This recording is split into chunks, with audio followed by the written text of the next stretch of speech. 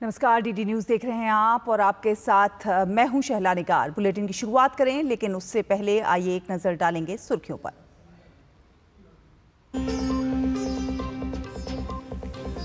जम्मू कश्मीर में सुरक्षा स्थिति और अमरनाथ यात्रा की तैयारियों पर नई दिल्ली में 2 दौर की उच्च स्तरीय समीक्षा बैठक। केंद्रीय गृह मंत्री अमित शाह ने की बैठक की अध्यक्षता। उपराज्यपाल मनोज सिन्हा, एनएसए डोभाल और सेना प्रमुख भी रहे मौजूद।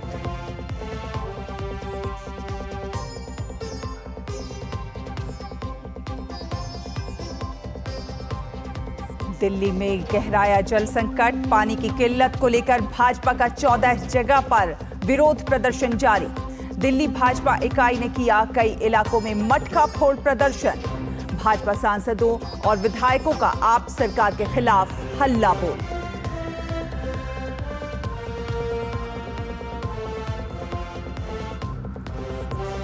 उत्तर और मध्य भारत में भीषण गर्मी का कहर जारी। मौसम विभाग ने अगले 5 दिनों तक दिल्ली और उत्तर प्रदेश में भीषण गर्मी का ऑरेंज और रेड अलर्ट किया जारी। हरियाणा, चंडीगढ़, पंजाब के कुछ एक हिस्सों में लू के थपेड़े।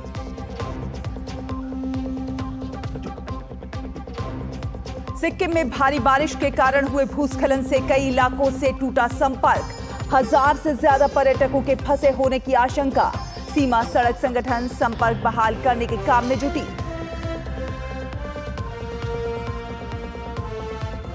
तीसरी बार पीएम बनने के बाद 30 जून को प्रधानमंत्री नरेंद्र मोदी का पहली बार मन की बात कार्यक्रम। मासिक रेडियो कार्यक्रम के माध्यम से देश को करेंगे संबोधित। मन की बात कार्यक्रम के लिए भेजें अपने विचार और सुझाव।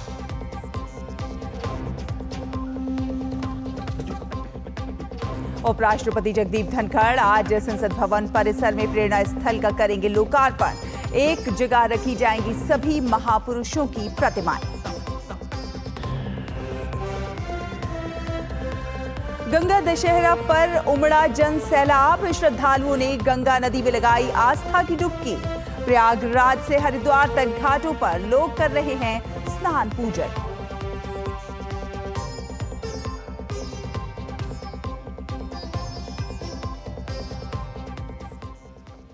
और बुलेटिन की शुरुआत करते हैं। आपको एक बड़ी खबर बता दें, पटना से बड़ी खबर आ रही है। ओमानाथ घाट से श्रद्धालुओं को लेकर दियारा जा रही नाव गंगा नदी में पलटी है।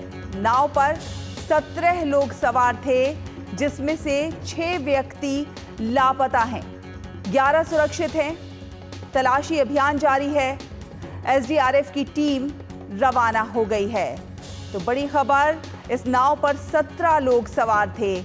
ये नाव पलट गई है। 6 व्यक्ति अभी लापता बताए जा रहे हैं। पटना से खबर है, उमानाथ घाट से श्रद्धालुओं को लेकर दियारा जा रही थी ये नाव, जो कि पलट गई। 6 व्यक्ति लापता बताए जा रहे हैं। तलाशी अभियान लगातार जारी है। एसडीआरएफ की टीम रवाना हो गई है और तलाशी अभियान जारी है। 11 लोग सुरक्षित बताए जा रहे हैं। बड़ी खबर पटना से ये बड़ी खबर आ रही है। उमानाथ घाट से श्रद्धालुओं को लेकर दियारा जा रही एक नाव गंगा नदी में पलट गई है और ये नाव पलटने से 6 व्यक्ति जो है वो लापता बताए जा रहे हैं। 11 लोग सुरक्षित बताए जा रहे हैं। एसडीआरएफ की टीमों को रवाना कर दिया गया है। और अब अगली खबर का रुख करते हैं। देश की राजधानी दिल्ली में जल संकट लगातार गहराता जा रहा है। भीषण गर्मी के बीच पानी के लिए त्राही त्राही कर रही दिल्ली की जनता बुरी तरह से परेशान है। सरकार के स्तर पर बैठकें तो हो रही हैं, लेकिन अब तक सरकार इस संकट का समाधान नहीं ढूंढ सकी है। पानी के लिए पड़ोसी राज्यों पर निर्भरता के कारण दिल्ली की लगभग 3 करोड़ की आबादी को परेशानी का सामना करना पड़ रहा है। पीने के पानी के लिए दिल्ली की जनता टैंकर के सहारे है। दिल्ली के कई इलाकों में टैंकरों से पानी की सप्लाई की जा रही है। कई जगहों पर घंटों तक वाटर टैंकर का इंतजार करने के बावजूद भी लोगों को पानी नहीं मिल पा रहा है। टैंकर आते ही लोग उस पर टूट पड़ते हैं।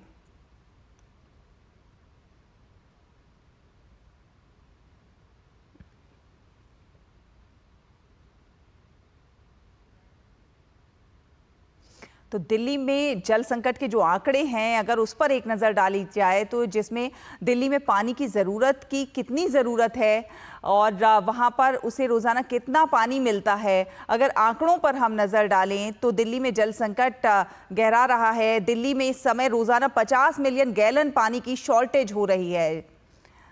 दिल्ली में रोज़ाना लगभग 1000 से 1005 MGD पानी का उत्पादन होता है। जल संकट शुरू होने के बाद से दिल्ली में 950 MGD पानी का उत्पादन हुआ। पानी की मांग इस वक्त 1295 से लेकर 1300 तक है और मांग और आपूर्ति के बीच करीब 350 MGD का अंतर है। हिमाचल प्रदेश सुप्रीम कोर्ट में अपने पिछले बयान से अब पलट गया है। हिमाचल प्रदेश ने कहा अतिरिक्त पानी नहीं है, ऐसे में वो दिल्ली को पानी नहीं दे सकता है। और दिल्ली में जल संकट के मुख्य 2 कारण हैं। पहला कारण है भीषण गर्मी और दूसरा कारण है पड़ोसी जो राज्य है उन पर पानी की निर्भरता। दिल्ली का अपना कोई जल स्रोत नहीं है, ये भी एक बड़ा कारण है। पानी के लिए उत्तर प्रदेश, पंजाब और हरियाणा पर निर्भरता है दिल्ली की। अब अपर गंगा कैनाल के जरिए दिल्ली को 26.5% पानी मिलता है, तो भाखड़ा स्टोरेज से दिल्ली को 23.1% पानी मिलता है। मुनक कनाल और यमुना नदी के जरिए दिल्ली को 40.8% पानी मिलता है। दिल्ली के भूजल स्रोत से बाकी का पानी मिलता है। पानी की चोरी दिल्ली जल संकट का मुख्य कारण है और मुनक से काकोरी आते आते 20% पानी बर्बाद हो जाता है या फिर चोरी हो जाता है। हरियाणा सरकार तय समझौते के तहत प्रतिदिन 1050 क्यूसेक पानी दिल्ली को दिया जा रहा है। ये कहना है हरियाणा सरकार का। पीतमपुरा, शालीमार बाग, सरस्वती विहार, पश्चिम विहार, राजा गार्डन, रमेश नगर समेत अन्य इलाकों को दिया जा रहा है। दिल्ली को प्रतिदिन 129 करोड़ गैलन पानी की जरूरत है। दिल्ली में इस समय जो है जो जरूरत है और जो पानी मिल रहा है उसमें काफी अंतर है। तो देश की राजधानी दिल्ली में जैसे जैसे पानी का संकट बढ़ता जा रहा है वैसे वैसे इस पर सियासत भी लगातार तेज हो गई है। कल तक साथ साथ चुनाव लड़ने वाले पानी को लेकर अब आमने सामने आ गए हैं। जल संकट पर कांग्रेस ने भी आपको घेरना शुरू कर दिया है। वहीं जल संकट को लेकर आज भी बीजेपी दिल्ली भर में विरोध प्रदर्शन कर रही है। दिल्ली बीजेपी अध्यक्ष वीरेंद्र सचदेवा के नेतृत्व में आज दिल्ली के सभी 14 संगठनात्मक जिलों में अरविंद केजरीवाल सरकार के भ्रष्टाचार एवं लापरवाही के चलते उत्पन्न जल संकट के विरोध में प्रदर्शन हो रहा है। बीजेपी के सभी सांसद भी इस विरोध प्रदर्शन में भाग ले रहे हैं। बीजेपी की दिल्ली इकाई ने मटका फोड़ प्रदर्शन किया।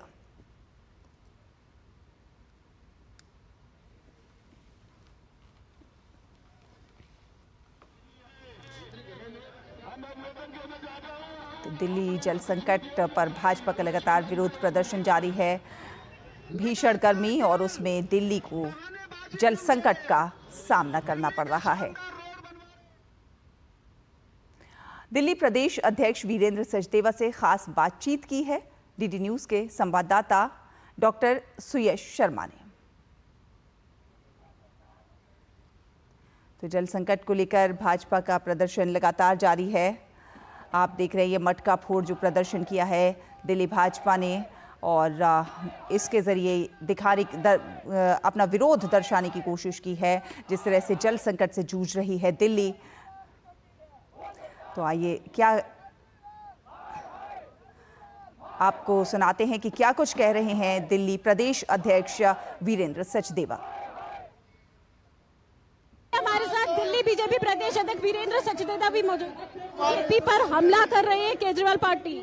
देखिए 10 साल से अरविंद केजरीवाल पानी का झूठा वादा दे रहे हैं। फ्री पानी के नाम पर दिल्ली को लूट रहे हैं। दिल्ली में पानी की चोरी अरविंद केजरीवाल और उसके माफिया द्वारा की जाती है। टैंकर माफिया इस चोरी को करता है और दिल्ली में जो वाटर लीकेज है, पानी की बर्बादी है, उसके जिम्मेदार अरविंद केजरीवाल, उनका भ्रष्ट प्रशासन है। आतिशी लगातार कह रही है कि अगर टैंकर माफिया कर रहे हैं तो केंद्र सरकार उस पर रोक लगाए, क्योंकि हम टैंकर माफिया को पालने का काम आतिशी मार लेना उनकी सरकार कर रही है। उनकी शय पर यह काम हो रहा है तो रोकना इनको है। जब खुद ये टैंकर माफिया की गोद में बैठे हैं, वहाँ से कमीशन ले रहे तो कौन रोकेगा उनको? पिछले 10 सालों से कुछ भी नहीं किया जा रहा है केजरीवाल सरकार। पिछले दिल्ली की जनता के लिए हमें दर्द है, एक एक बूंद पानी के लिए तरस रहे हैं। अरविंद केजरीवाल 2024 तक नल से जल देने की बात करते थे। जब हिंदुस्तान में माननीय मोदी जी सब जगह दे सकते हैं तो दिल्ली में क्यों नहीं दे सकते? क्योंकि अरविंद केजरीवाल काम नहीं करने देता। इसलिए इस सरकार का जाना बहुत जरूरी है।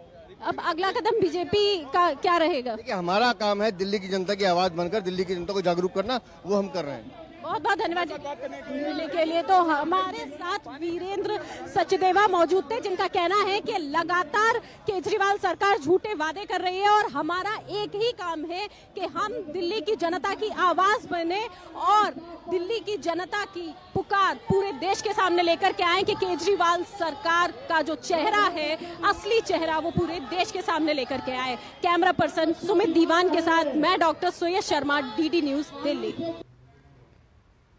दिल्ली में पानी की समस्या को लेकर आज बीजेपी ने अपने संगठन के हिसाब से 14 जिलों में प्रदर्शन किया। RK पुरम में जल बोर्ड के दफ्तर के बाहर नई दिल्ली की सांसद बांसुरी स्वराज ने भी प्रदर्शन किया। बांसुरी स्वराज ने कहा कि दिल्ली की सरकार की नीयत ही नहीं है, वो केवल इस मामले में राजनीति कर रही है। बांसुरी स्वराज से बात की हमारे संवाददाता निशांत राय ने। एक दशक से केजरीवाल सरकार यहां पर सत्ता में काबिज है और उसके बावजूद पानी को लेकर कोई ठोस प्रयास नहीं किया गया है। दिल्ली में कोई नया तालाब नहीं बनाया गया है, दिल्ली में पानी रिजर्व करने की कोई दूसरी व्यवस्था नहीं की गई है और हर साल पानी की किल्लत जब आती है तब केजरीवाल सरकार का वही रटा रटाया बयान सामने आता है कि हरियाणा पानी नहीं दे रहा है, हिमाचल पानी नहीं दे रहा है और पानी की किल्लत दिल्ली में हो रही है। तो कुल मिलाकर कहा जा सकता है कि सरकार तत्कालिक व्यवस्था अगर हरियाणा हिमाचल की तरफ से जो प्रयास किए जा रहे हैं तत्कालिक व्यवस्था हो सकती है, लेकिन दूरगामी व्यवस्था को लेकर सरकार के पास अभी तक कोई रोड मैप नहीं है जिस पर काम किया जा सके। कहते हैं ना, नियत हो तो नीति भी बदलती है, लेकिन माननीय मंत्री आतिशी जी की और केजरीवाल सरकार की नियत ही नहीं है काम करने की। इन्होंने एक दशक के शासन में 600 करोड़ रुपए के मुनाफे वाले दिल्ली जल बोर्ड को 73,000 करोड़ रुपए के घाटे में लाकर खड़ा कर दिया है। इनकी नियत ही नहीं है काम करने की।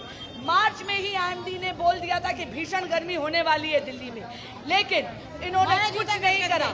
इन्होंने दिल्ली जल बोर्ड के इंफ्रास्ट्रक्चर में कोई रिपेयर नहीं करी, उसको कोई इम्प्रूवमेंट नहीं करी। आज 40% से ज्यादा पानी दिल्ली का वेस्ट हो जाता है, या तो वेस्टेज में यानी वाटर वेस्टेज में, या फिर इलीगल टैंकर माफिया चुरा कर ले जाता है। दिल्ली सरकार केवल भ्रष्टाचार में लिप्त है और इलीगल टैंकर माफिया को प्रोत्साहित करता है। ये थी हमारे साथ बांसुरी स्वराज, जिनका कहना है कि दिल्ली सरकार पानी माफियाओं को कंट्रोल करने में पूरी तरीके से असफल रही है और साथ ही दिल्ली में पानी की किल्लत का बड़ा कारण यही है। वीडियो जर्नलिस्ट मोंटी के साथ निशांत राय, DD न्यूज दिल्ली। तो दिल्ली में बढ़ते जल संकट के बीच भाजपा लगातार आप सरकार पर हमलावर है। आप सरकार की नीतियों के खिलाफ प्रदर्शन कर रहे लोगों से बात की है हमारे संवाददाता अमरेंद्र गुप्ता ने। दिल्ली में एक और जहां गर्मी से लोग हाहाकार कर रहे हैं, वहीं दिल्ली की जनता त्रस्त है पानी के लिए। दिल्ली इस समय पानी की किल्लत से जूझ रही है और लगातार पानी की एक बूंद को लेकर लड़ाई को देखा जा सकता है और लगातार सवाल उठ रहे हैं कि आखिर क्या वजह है कि दिल्ली की आम आदमी पार्टी की जो सरकार है वो पानी देने में असफल रही और क्यों नहीं दिल्ली की प्यास को आम आदमी पार्टी की सरकार बुझा रही है। और लगभग इस तरह की तस्वीर आप पूरे दिल्ली में आज देखी जा सकती है, जहां पर इस समय पानी की समस्या को लेकर दिल्ली सरकार के विरोध में भारतीय जनता पार्टी लगातार विरोध प्रदर्शन कर रही है और उन मुद्दों को तलाशने का प्रयास कर रही है कि आखिर वो क्या वजह है जिसकी वजह से आज ये दिक्कत आनी पड़ी। दिल्ली सरकार की ये दायित्व था कि वो गर्मी आने से पहले इस बात की चिंता करती कि उन्होंने पानी को स्टोर कैसे करना है, उनको ट्रीटमेंट प्लांट लगाने चाहिए थे। इस काम के लिए किसने रोका था उनको? वो लीकेज को बंद क्यों नहीं कर पा रहे? सिर्फ आरोप देने से कुछ नहीं होगा, आपको कदम उठाने पड़ेंगे आतिशी जी। आम आदमी की सरकार, दिल्ली सरकार काम करना नहीं चाहती है। अगर काम करना चाहती, पिछले 10 साल इनके पास थे, 10 साल के अंदर ये लोग सारे लीकेज का मामला रोकते, जो पुरानी पाइपलाइन होगी उनका मामला रोकते और जहाँ जहाँ पाइपलाइन नहीं पड़ी है वहाँ पाइपलाइन डाल के जनता को जल से नल देते। लेकिन इन्होंने, क्योंकि टैंकर के ऊपर इनकी कमीशन बनती है, कमीशन के लिए काम करते हैं, ये जनता को परेशान करना चाहते हैं। लेकिन भारतीय जनता पार्टी जब तक चैन से नहीं बैठेगी, जब तक यहाँ की जनता को पानी मुहैया नहीं कराया जाएगा। यहाँ पर जनता प्रोटेस्ट कर रही है और इनका कहना है कि इनकी समस्या का हल होना चाहिए, नहीं तो लगातार विरोध जारी रहेगा। कैमरामैन मोर मुकुट के साथ अमरेंद्र गुप्ता, डीडी न्यूज, दिल्ली। वहीं दिल्ली सरकार की मंत्री आतिशी ने दिल्ली पुलिस कमिश्नर संजय अरोड़ा को पत्र लिखा है और आतिशी ने इस पत्र में प्रमुख पाइपलाइनों की गश्त और सुरक्षा बढ़ाने की मांग की है। आतिशी ने कहा है कि पानी की पाइपलाइन अब दिल्ली की जीवन रेखा बन गई है। इस समय किसी भी तरह की गड़बड़ी हो सकती है। तोड़फोड़ से दिल्ली के लोगों के सामने पहले से ही मौजूद पानी की कमी और भी बदतर हो जाएगी। राजधानी में पानी की कमी पर सुप्रीम कोर्ट भी अपनी नजर बनाए हुए है। दिल्ली में जल संकट पर पश्चिमी दिल्ली लोकसभा क्षेत्र से नवनिर्वाचित भाजपा सांसद कमलजीत सहरावत ने कहा कि दिल्ली सरकार केंद्र सरकार और हरियाणा सरकार पर झूठे आरोप लगा रही है। उन्होंने कहा कि दिल्ली सरकार आरोप लगाने के बजाय अपने दिल्ली जल बोर्ड के प्रबंधन पर ध्यान दे। दिल्ली सरकार, केंद्रीय सरकार, हरियाणा सरकार बाकी सरकारों पर झूठे इल्जाम लगा रही है। कमी उनके अपने डिपार्टमेंट के अंदर है। इस तरह के न जाने कितने ही पॉइंट है जहां पर पानी की वेस्टेज हो रही है। ना वो जो उनके एसटीपी पॉइंट हैं उनको रखाव कर पा रही है, ना वो इस तरह के पॉइंट्स जो वहां पे वेस्टेज हो रही है उनको रोक पा रही है। तो ये बहुत बड़ा एक आप कहिए अपराध है दिल्ली की जनता के साथ कि इस तरह का काम हो रहा है, उनके नाक के नीचे हो रहा है। द्वारका के दिल्ली जल बोर्ड के अधिकारियों को सारी बात पता है, फिर भी इसके ऊपर कोई संज्ञान नहीं लिया जा रहा।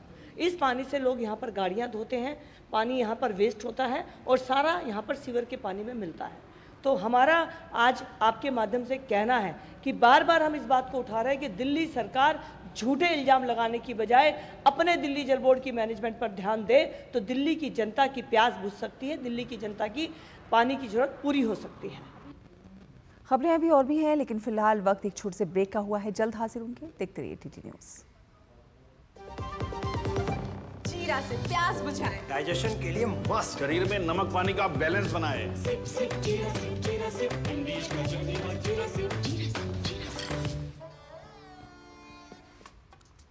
देखो यार, जिंदगी का कोई भरोसा नहीं, पता नहीं कब फोटो पे हार चढ़ जाए और फैमिली का फ्यूचर, बच्चों की पढ़ाई खतरे में पड़ जाए। तो आज ही पॉलिसी बाजार से 1 करोड़ का टर्म लाइफ इंश्योरेंस कराओ, सिर्फ 525 रुपए महीने से शुरू। तेरी होने वाली मदर इन लॉ कुछ ज्यादा ही ट्रेडिशनल है। ट्रेडिशनल लोग ज्यादा इमोशनल होते हैं। तो भाई साहब, अब कोई किसी की लाइफ में आग नहीं लगा पाएगा। समर कूल, जो हर दिल करे कबूल।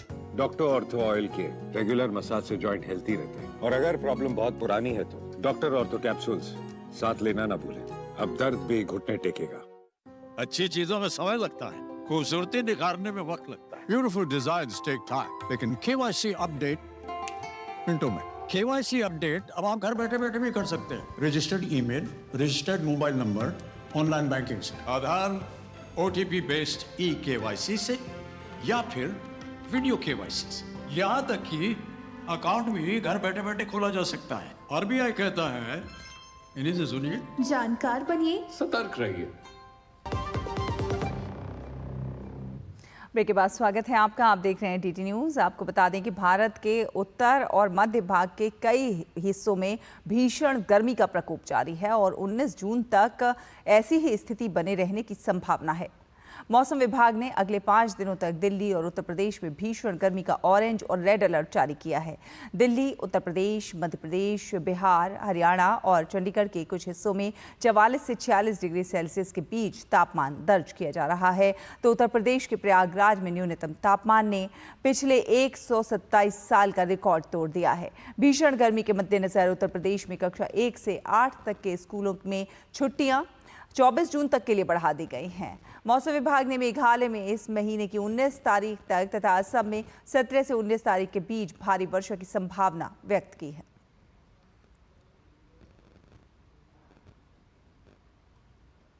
पिछले 4 दिनों से लगातार हो रही बारिश ने उत्तरी सिक्किम में काफी तबाही की है। भारी बारिश के कारण उत्तरी सिक्किम की ओर जाने वाली कई सड़कों पर कई जगह भूस्खलन और दरारें पड़ गई हैं, जिनमें डिक्चू, संकलांग, टूंग, मंगन, संकलांग और सिंगथम, रंगरंग और रंगरंग टूंग शामिल हैं। सड़क मार्ग टूटने से कनेक्टिविटी गंभीर रूप से बाधित हुई है। वहीं 1200 से 1400 पर्यटकों के फंसे होने की आशंका जताई जा रही है। पर्यटकों को निकालने में खराब मौसम अभी भी बाधा बना हुआ है। सिक्किम के मुख्यमंत्री प्रेम सिंह तमांग ने प्रत्येक मृतक के परिवार को 5-5 लाख रुपए की सहायता राशि देने की घोषणा की है। साथ साथ उन्होंने कहा है कि बारिश में नष्ट हुए घरों के पुनर्निर्माण के लिए भी सरकार द्वारा कदम उठाया जाएगा। भारी बारिश से सिक्किम को 2 महत्वपूर्ण भूस्खलन का सामना करना पड़ा है। नामची जिले में पहली घटना में 3 लोगों की मौत हो गई, जबकि दूसरी घटना 12 और 13 जून की रात को मंगन जिले में हुई, जिसमें 6 लोगों की जान चली गई। साथ साथ कई लोग घायल हैं। स्थिति की गंभीरता को देखते हुए सीमा सड़क संगठन ने तत्काल बहाली के प्रयास किए हैं। इसके अतिरिक्त बीआरओ ने नागा की ओर से गंगटोक चुंगथांग सड़क पर स्लाइड को साफ करना शुरू कर दिया है, जिसके बाद नागा और लंथाखोला के बीच कनेक्टिविटी सफलतापूर्वक बहाल हो गई। कल सिक्किम के मुख्यमंत्री प्रेम सिंह तमांग ने प्रभावित इलाके का दौरा किया था। तमांग ने सभी मंत्रियों और विधायकों को पीड़ितों की मदद के लिए मैदान में उतरने का निर्देश दिया।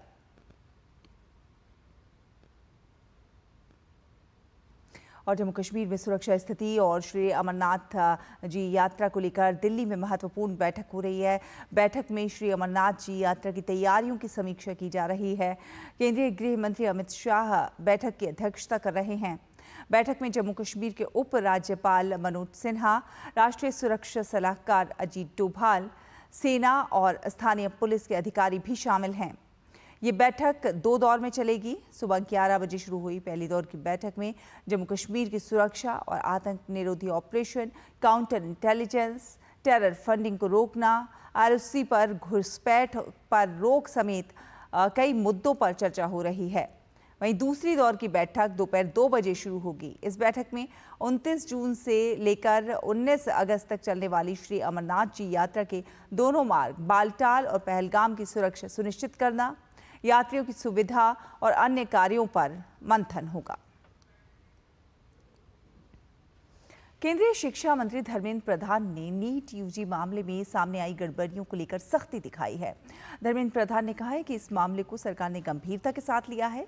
उन्होंने छात्रों और अभिभावकों को आश्वासन दिया कि जो भी दोषी होगा उसके खिलाफ सख्त कार्रवाई की जाएगी। नीट के संबंध में 2 प्रकार की अव्यवस्था की विषय सामने आई है। प्रारंभिक जानकारी ये तो आई थी, कुछ छात्रों को कम समय मिलने के कारण उनके वहाँ थोड़ा रोष थी, उनको कुछ वैकल्पिक ग्रेस मार्क की व्यवस्था दिया गया था, जिसको भी इस बीच में सरकार ने नामंजूर करके सुप्रीम कोर्ट की आदेश अनुसार 1563 बच्चों की पुनः परीक्षा की आदेश दे दिया है। दूसरा, 2 जगह पे कुछ गड़बड़ियों की भी ध्यान आई है। मैं छात्रों को और अभिभावकों को आश्वस्त करता हूं, उसको भी सरकार बड़े गंभीरता के साथ लिया है। वो जानकारी हमको मिली है। हम वो सारा विषय को एक निर्णायक स्थिति तक ले जाएंगे। उसमें कोई भी बड़े अधिकारी हो, एनटीए की कितने भी बड़े दायित्वधारी हो, अगर वो उनमें गुनहगार पाए जाएंगे उनको भी छोड़ा नहीं जाएगा। रुकेंगे एक और छोटे से ब्रेक के लिए, जल्द हाजिर होंगे। आप देखते रहिए डीडी न्यूज। लाल रंग इसका अपार, तीखा कम है फिर भी स्वाद। MDH कश्मीरी। MDH। मैं कैप्टन होता ना, ओपन कराता। अब हर कोई ओपन करेगा तो मैच कौन क्लोज करेगा? तो भाई साहब, अब कोई किसी की लाइफ में आग नहीं लगा पाएगा। समर कूल, जो हर दिल करे कबूल। You know it's only a drill, and yet you train like it is the real thing. Because one day, at a second's notice, it will be. One day, you'll come together as an invincible team. And every second you save will be a life saved. The Indian Air Force is looking for an exceptional team. A team that is truly a cut above. Join the Indian Air Force to be a cut above. के बाद स्वागत है आपका। आप देख रहे हैं DD news. आपको बता दें, विधि एवं न्याय मंत्रालय में राज्य मंत्री अर्जुन राम मेघवाल ने 1 जुलाई से प्रभावी होने वाले नए आपराधिक कानूनों पर अपनी प्रतिक्रिया दी है। अर्जुन राम मेघवाल ने कहा है कि 1 जुलाई से भारतीय न्याय संहिता, भारतीय नागरिक सुरक्षा संहिता और भारतीय साक्ष्य अधिनियम लागू होंगे। इसके लिए राष्ट्रीय न्यायिक अकादमी, राष्ट्रीय विधि विश्वविद्यालय में ट्रेनिंग की व्यवस्था चल रही है। 3 नए कानूनों को लेकर जागरूक करने के लिए कानून मंत्रालय देश भर में सम्मेलन का आयोजन कर रहा है और इसी कड़ी में कानून एवं न्याय मंत्रालय का 3रा सम्मेलन आज कोलकाता में आयोजित किया गया। 1 जुलाई से लागू होंगे भारतीय न्याय संहिता, भारतीय नागरिक सुरक्षा संहिता और भारतीय साक्ष्य अधिनियम। इसके लिए BPNRD ये भी ट्रेनिंग दे रही है। हमारी जो जुडिशियल एकेडमी जगह जगह हैं, नेशनल जुडिशियल एकेडमी भोपाल है, हर राज्य में जो नेशनल लॉ यूनिवर्सिटीज हैं उन सब जगह इसकी ट्रेनिंग की व्यवस्था, हमारा इंफ्रास्ट्रक्चर जो खड़ा होना है, FSL की जो लेबोरेटरीज ज्यादा बढ़ानी है, ये सब चीजें साथ साथ चल रही है। और 1 जुलाई से ये तीनों नए कानून जो क्रिमिनल जस्टिस सिस्टम के लिए महत्वपूर्ण हैं, ये तीनों लागू हो जाएंगे। और बड़ी खबर आपको बता दें, कर्नाटक में वाहन चालकों को झटका लगा है। जी हां, पेट्रोल डीजल महंगा हुआ है। बढ़ी हुई कीमतों को लेकर कल भाजपा का पूरे राज्य में विरोध प्रदर्शन है। जी हां, कल भाजपा पूरे राज्य में विरोध प्रदर्शन करने जा रही है। बढ़ी कीमतों को लेकर कर्नाटक में पेट्रोल की कीमत बढ़ी है। वाहन चालकों को एक बड़ा झटका, पेट्रोल और डीजल जिस प्रकार से महंगा हुआ है। पेट्रोल 3 रुपये और डीजल 3.5 रुपये प्रति लीटर महंगा हुआ है। तो कर्नाटक में वाहन चालकों को ये बड़ा झटका लगा है। हमारे इस पर ज़्यादा बात करने के लिए हमारे साथ हमारी सहयोगी संवाददाता आयशा खानम हमारे साथ जुड़ गई हैं। आयशा, क्या खबर है? जी देखिए, कल कर्नाटक सरकार ने नोटिफिकेशन जारी किया और कहा कि तुरंत कर्नाटक में स्टेट टैक्स के तहत 3 रुपये पेट्रोल और 3.5 रुपये डीजल की कीमतें बढ़ाई जाएंगी और इसे तुरंत लागू कर दिया गया। जिसके बाद कर्नाटक में लोगों में काफी आक्रोश है, क्योंकि अचानक 3 रुपये बढ़ा देना और इसमें सरकार ने इस ऑर्डर को भी तुरंत लागू कर दिया। तो जाहिर सी बात है, इसको लेकर काफी गुस्सा और नाराजगी है और विपक्ष पार्टी बीजेपी ने इस मुद्दे को उठाया है और बीजेपी का कहना है कि ये सरकार ने जो अचानक पेट्रोल और डीजल की कीमतें बढ़ा दी है, ये महज इस बात को दर्शाता है कि कर्नाटक सरकार में जिस तरह से गारंटीज को लेकर दिवाला होता जा रहा है कर्नाटक सरकार की आर्थिक स्थिति में, इसको चलते सरकार ने ये गारंटीज को पूरी करने के लिए, ज्यादा रेवेन्यू और जुटाने के लिए पेट्रोल की कीमतें और डीजल की कीमतें बढ़ा दी है। तो विपक्ष ने इस बात को मुद्दा बनाया है और विपक्ष का कहना है कि कर्नाटक सरकार को ये जो कीमतें बढ़ाई गई हैं पेट्रोल और डीजल की, इसको तुरंत विड्रॉ कर लेना चाहिए। और विपक्ष ने इस बात से भी आगाह किया है कि कल पूरे राज्य भर में इसके खिलाफ, पेट्रोल और डीजल की कीमतें बढ़ने के खिलाफ पूरे राज्य भर में विरोध प्रदर्शन होगा और सरकार पर तब तक दबाव बनाए रखेंगे जब तक सरकार इन कीमतों को जो सरकार ने हाइक किया है उसे विड्रॉ नहीं कर लेती। बिल्कुल, और इसे लेकर विरोध प्रदर्शन भी भाजपा करने जा रही है। जी बिल्कुल, ये विरोध प्रदर्शन की तैयारी विपक्ष कर रहा है और भाजपा और जेडीएस दोनों मिलकर इस मुद्दे को लेकर सरकार को घेर रहे हैं और इनका कहना है कि सरकार को जल्द से जल्द इस कीमतों में जो बढ़ोतरी की है उसे विड्रॉ करने का ऑर्डर जारी कर देना है। लेकिन देखिए, लगातार शुरू से विपक्ष इस बात को लेकर कर्नाटक सरकार पर दबाव बनाए रखा था, क्योंकि कर्नाटक सरकार ने, विपक्ष का यह दावा है कि कर्नाटक सरकार की 5 गारंटियों के चलते सरकार की जो ट्रेजरी है वो खाली होती जा रही है। पूरी तरह से सरकार की आर्थिक स्थिति को जो है वो चूना लगाया जा रहा है। तो इसको लेकर विपक्ष ने लगातार शुरू से ही ये दबाव सरकार पर बनाए रखा और एक तरफ कर्नाटक सरकार इस गारंटीज में भरपाई करने के लिए, विपक्ष का दावा था कि सरकार ने SC डेवलपमेंट फंड को इस गारंटीज के तरफ डाइवर्ट किया। फिर उसके बाद टेम्पल यानी मंदिरों पर टैक्स लगाने की बात कही और अब अचानक कर्नाटक स्टेट टैक्स के तहत उन्होंने 3% पेट्रोल और डीजल की बढ़ोतरी कर दी है। तो ये जो है विपक्ष लगातार शुरू से इस बात को लेकर सवाल खड़ा कर रहा है कि जब स्टेट की आर्थिक हालत ठीक नहीं है तो ऐसे में जो गारंटीज सरकार लागू किया है, सरकार ने गारंटीज पर जो 62,000 करोड़ से ज्यादा खर्च करने की बात कर रही है हर साल, इससे लेकर पैसे कैसे जुटाएगी। और दूसरी तरफ सरकार ये पूरा जो है भार लोगों पर डालने की कोशिश कर रही है और पेट्रोल की कीमतें बढ़ाकर कहीं ना कहीं ये जो है लोगों की तरफ से एक तरफ से पैसा लेकर दूसरी तरफ गारंटीज की तरफ डाइवर्ट करने की कोशिश कर रही है। तो यही विपक्ष का दावा है और विपक्ष इसको लेकर काफी विरोध प्रदर्शन की तैयारी में है। बहुत बहुत धन्यवाद आयशा, हमारे दर्शकों से ये अपडेट साझा करने के लिए। तो अपने दर्शकों को बता दें कि कर्नाटक में वाहन चालकों को ये बड़ा झटका लगा है। बड़ी खबर, जिस प्रकार से ईंधन पर खुदरा बिक्री कर बढ़ा दिया गया और पेट्रोल 3 रुपये महंगा और डीजल 3.5 रुपये प्रति लीटर महंगा हो गया है। तो ये एक बड़ी खबर। आपको बता दें, केंद्रीय मंत्री प्रहलाद जोशी ने तेल के दाम बढ़ाने को लेकर कर्नाटक सरकार को घेरा है। उन्होंने कहा है कि राज्य सरकार ने जो आधी अधूरी गारंटी लागू की है उसके कारण कर्नाटक में पेट्रोल के दाम बढ़े हैं। उन्होंने कहा कि मोदी सरकार दाम को नियंत्रण में करने की कोशिश कर रही है, लेकिन कर्नाटक सरकार ने अचानक दाम बढ़ा दिए। प्रहलाद जोशी ने कहा कि अगर राज्य सरकार ने बढ़े हुए दाम वापस नहीं लिए तो भाजपा इसका विरोध करेगी।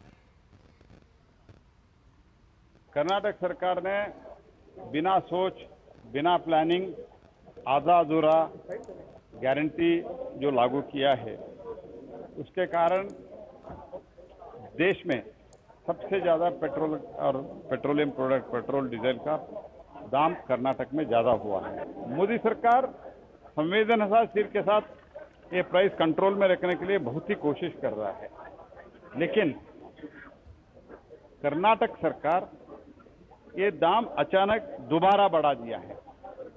इसके परिणाम क्या होता है, हर एक एसेंशियल कमोडिटीज का दाम जो है, जो हम डेली यूज करते हैं, उसका दाम बढ़ेगा।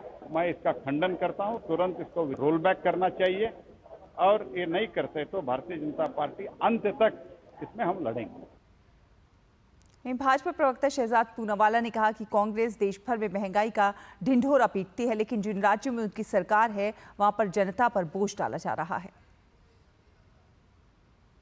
यही तो कांग्रेस का खटाखट खटाखट लूटने का मॉडल है। हाथी के दांत और कांग्रेस के सिद्धांत, खाने के अलग दिखाने के अलग। कांग्रेस देश भर में ढिंढोरा पीटती है महंगाई का, और अपने राज्यों में जैसे कर्नाटका हो गया, जैसे हिमाचल हो गया, वहाँ पर कमर तोड़ महंगाई बढ़ाने के लिए, आम आदमी को, कॉमन मैन, मिडिल क्लास और किसान को कुचलने के लिए पेट्रोल और डीजल के दाम बढ़ा देती है। आज जिस प्रकार से कर्नाटका में दाम बढ़ाए गए हैं, ये दिखाता है कि कर्नाटका की ट्रेजरी को, जो हमने सरकार जब छोड़ी थी, फुल करके छोड़ा था, उन्होंने अपनी क्रैकपॉट स्कीम में सारे पैसे बर्बाद कर दिए, क्योंकि कर्नाटका की तिजोरियां खाली कर दी लूट कर। इसीलिए अब किसान पर, मिडिल क्लास पर, कॉमन मैन पर बोझ डाला जा रहा है। और अब अगली खबर का रुख करते हैं। आपको बता दें, प्रधानमंत्री नरेंद्र मोदी ने ईद उल अजहा के पवित्र त्योहार के अवसर पर बांग्लादेश की प्रधानमंत्री शेख हसीना को पत्र लिखकर उन्हें बधाई दी है। प्रधानमंत्री ने बांग्लादेश के लोगों को भी ईद उल अजहा की हार्दिक शुभकामनाएं दी हैं। अपने पत्र में प्रधानमंत्री मोदी ने लिखा है कि त्यौहार हमें बलिदान, करुणा और भाईचारे के मूल्यों की याद दिलाता है, जो एक शांतिपूर्ण और समावेशी दुनिया के निर्माण के लिए आवश्यक है। ढाका स्थित भारतीय उच्चायोग ने बताया कि प्रधानमंत्री ने ईद उल अजहा को बहुसांस्कृतिक विरासत का अभिन्न अंग बताया। इसके साथ ही प्रधानमंत्री मोदी ने प्रधानमंत्री शेख हसीना के अच्छे स्वास्थ्य और खुशहाली की कामना की। बांग्लादेश सहित दुनिया भर में 17 जून को ईद उल अजहा मनाई जाएगी। तो इसी के साथ इस बुलेटिन में फिलहाल इतना ही, लेकिन डीटी न्यूज़ पर खबरों का सफर लगातार जारी है। आप देखते रहिए डीटी न्यूज़। नमस्कार।